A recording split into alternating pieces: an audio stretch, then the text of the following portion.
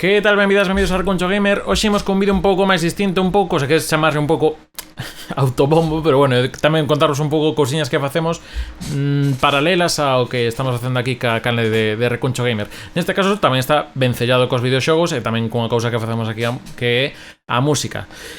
Pois conto, resulta que a finais do ano pasado participamos nunha Game Jam, que para que non sepa unha Game Jam, digamos que é unha especie de certame ou convocatoria na que un equipo xeralmente pequeno, 2-3 personas, incluso unha soa, pois intenta facer un videoxogo nun tempo determinado e polo xeral tamén se marca unha temática determinada. Pois neste caso poden participar xusto con Viri Clog e Violeta Moldes no certame que organizaba a Fundación Carlos Casares dentro do marco de videoxogos e literatura. Foi tamén que incluso quedamos o primeiro premio. Ben é certo que, bueno, xa sabedes, moi pouco tempo para preparar o xogo e a verdade é que no apartado gráfico está espectacular o que rollo fixo Violeta. Na parte de programación sí que faltan cousas por pulir, pero bueno, xa sabemos, pouco tempo e aparte somos un pouco conscientes de que hai que pulir cousas, pero creo que se ve a idea de por onde pode ir o xogo. E no meu caso, carguime da parte da música tamén un pouco da estrutura dos niveis. Neste caso foi unha cousa que polos temas do tempo pois non puido acabar de estar polido, pero digamos que a parte artística eu creo que tanto a visual como a parte musical, dentro de pouco tempo ten aquele. E hoxe quería un pouco tamén comentarvos como enfoquei neste caso este proxecto. Creo que pode ser entretido ver un pouco o proceso de como faz unha banda sonora para un xogo. Para iso, antes, precisamos saber un pouco tamén a estrutura do xogo. O xogo basease na historia dunha persoaxe que ten que fuxir duns enemigos que o persiguen, neste caso uns curas, está basado no galo de Antioquía. En este caso partimos dunhas fragas e temos que ir até Antioquía ata chegar ao campanario. Entón vemos que de primeiras temos unha estrutura de ascensión da tensión, digamos, dunha zona afastada ata chegar a unha ascensión ata unha torre. Está dividido en 3 fases, co cal isto tamén nos relaciona con outros xéneros como poden ser o cine ou o teatro, que teñen 3 actos, ou incluso as sinfonías, que tamén moitas teñen 3 movementos. E isto vai ser importante porque sí que respetamos algunha das regras tonais que soe haber neste caso. Entón, o primeiro enfoque para poñerse banda sonora a cada unha das fases foi que entre elas fixeran unha especie de arco. Entón, digamos que como a tensión vai crecendo, o tempo, a velocidade das cancións vai ir aumentando entre cada fase. Digamos que a primeira creo que vai uns 80 pulsos por minuto, despois creo que están nos 90 e moito, e despois xa está preto dos 110, 120. Eso quere dicir que cada fase a música vai ir máis rápido, co cal en teoría ten que contribuir tamén a que estamos nunha tensión, estamos chegando a esa escalada. E a nivel tonal, digamos que sigue unha estrutura semellante ás sinfonías, no canto a que nas sinfonías moitas veces as tonalidades serían pouco esa estrutura de un 5-1, eso quere decir que se en do, re, mi, fa, sol, así, se tiésemos en do, pues sería do, 1, do, re, mi, fa, sol, 5, luego volveríamos a algo que se base en do. Neste caso estamos en si menor, co cal entonces sería en si, e logo fa sostenido para botar as contas, e logo volveríamos así. Que quere dicir neste caso? Que a nivel global teríamos a primeira fase que vai estar, a segunda fase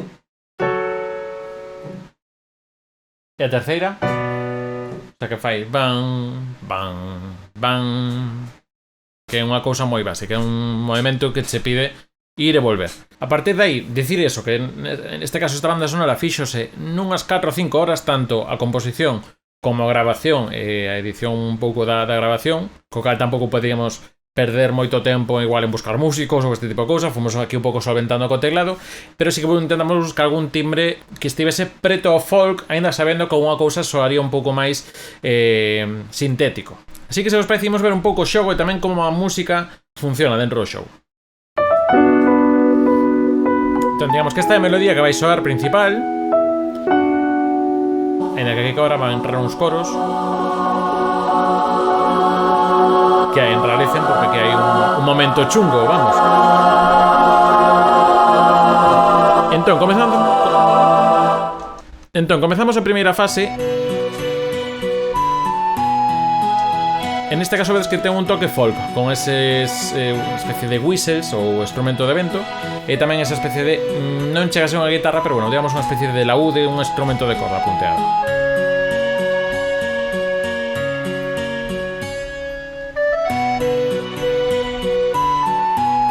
Temos unha melodía que se repite, sería a parte A, e logo chegaremos a unha parte B.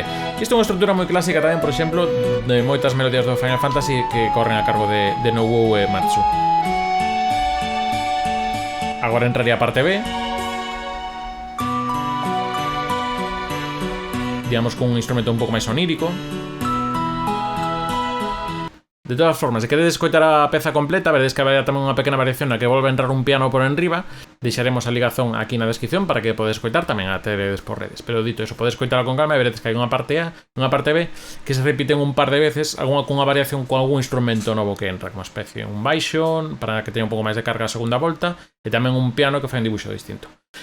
Xa vos digo, a min de semellanzas lembra un pouco ao que fai Nobuo Uematsu neste caso, e sobre todo a algunha peza do Death con instrumentación un pouco máis influída polo Final Fantasy IX. Na segunda fase cambia, como vos dicía, un pouco o terreno. Entón, en vez de estar en si menor, ímosnos a fa sostenido menor.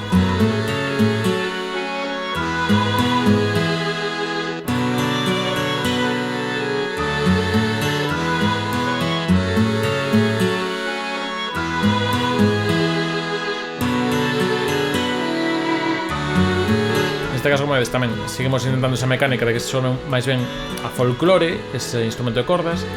E en riba temos unha especie de violín, un fiddle.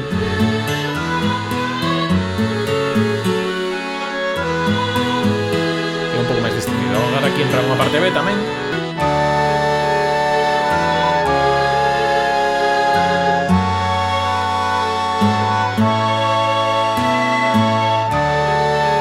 Con un pouco máis de pausa. E agora volve a parte A.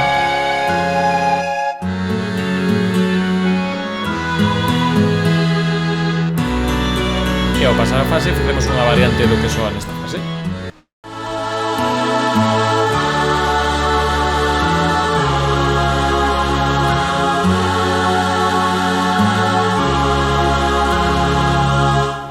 E como vos dicía, aquí volve a crecer o tempo, neste caso hai moita tensión. E o que facemos realmente é inspirarnos na primeira melodía que tiñamos. Veremos que en vez de facer o parabaram pam, en vez de facer 1, 2, 3 e parabam, golpe no micro. Neste caso facemos 1, 2, 3 e parabam, e haberá unha especie de ecos con uns metais, xa vos digo, moi sintéticos, moi todo isto. E iso, mantemos unha partícula da melodía principal, só que esta vez facémolo caer nun sitio distinto e damos unha tensión distinta ao xogo. Pero xa vos digo, realmente estamos coitando cousas que xa nos levan soando porque son variacións do que apareceu na primeira fase.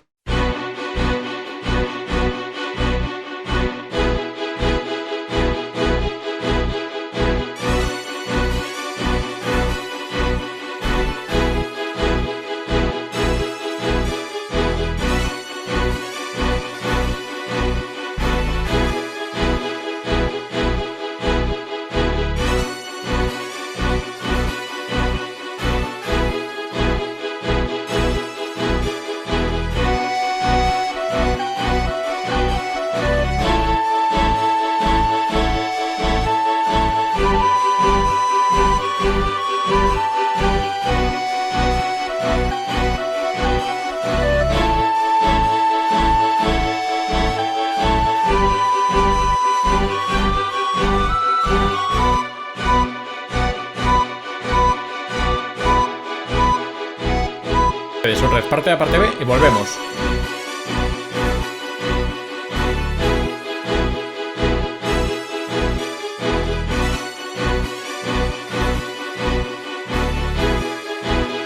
Pues básicamente esto es no con unha tarde intentamos montar con banda sonora e darle un certo sentido para un arco de 3 fases, pues eso, inspiramos un pouco eso en sinfonías ou tamén no comezo no desenlace clásico de calqueira peza narrativa. E todos con unha estrutura, pois eso, de parte A un pouco máis dinámica e unha parte B para repousar un pouco para que logo volvamos a esa parte A. E dito, o mellor que vos podo decir é que vos animedes a escoitala, xa sabedes, aquí na descripción do vídeo teredes a ligazón a Spotify, tamén están no resto de plataformas, iTunes e todo isto, se consumides algunha outra. Se non tan fácil como buscar Plumaxe, que é o nome do videoxogo, que non fixera ata agora. Espero que vos guste, espero que sacades un pouco de como se pode afrontar este tipo de cousas. A verdade é que é un proxecto moi pequeniño, realmente un proxecto máis grande, por exemplo, un RPG grande, xa nos meteríamos igual en buscar cancións ou melodías para cada personaxe ou para según que determinados sitios, que é outro proceso máis grande, que espero tamén poderlo contar en breves, e se non, analizaremos algún caso se vos parece interesante. En fin, que gracias por pasar por Recuncho Gamer. Vémonos noutro vídeo. Saúdos allá, gordillo, e coidadevos.